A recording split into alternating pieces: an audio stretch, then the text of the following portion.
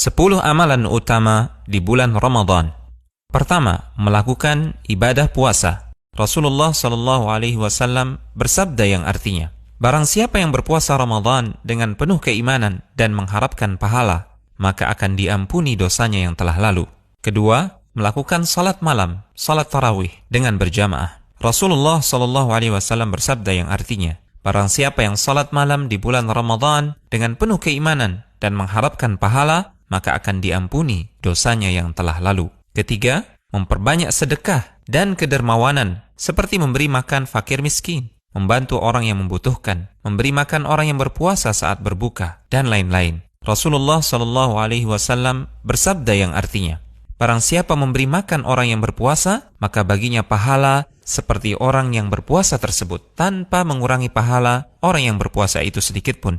Keempat, memperbanyak membaca Al-Quran. Bulan Ramadan adalah bulan Al-Quran, karena pada bulan Ramadan, Al-Quran pertama kali diturunkan. Sebagaimana firman Allah Subhanahu wa ta'ala yang artinya, bulan Ramadan adalah bulan yang di dalamnya diturunkan Al-Quran sebagai petunjuk bagi manusia, dan penjelasan-penjelasan mengenai petunjuk itu, serta pembeda antara yang hak dan yang batil. Kelima, melaksanakan ibadah umrah. Rasulullah SAW bersabda yang artinya, umrah pada bulan Ramadan sama pahalanya seperti melakukan haji. Keenam, melakukan i'tikaf di masjid. Dari Aisyah radhiyallahu taala anha, beliau mengisahkan, sesungguhnya Rasulullah SAW melakukan i'tikaf di 10 hari terakhir Ramadan hingga Allah Subhanahu wa taala mewafatkan beliau. Kemudian para istri beliau sepeninggal beliau juga melakukan i'tikaf.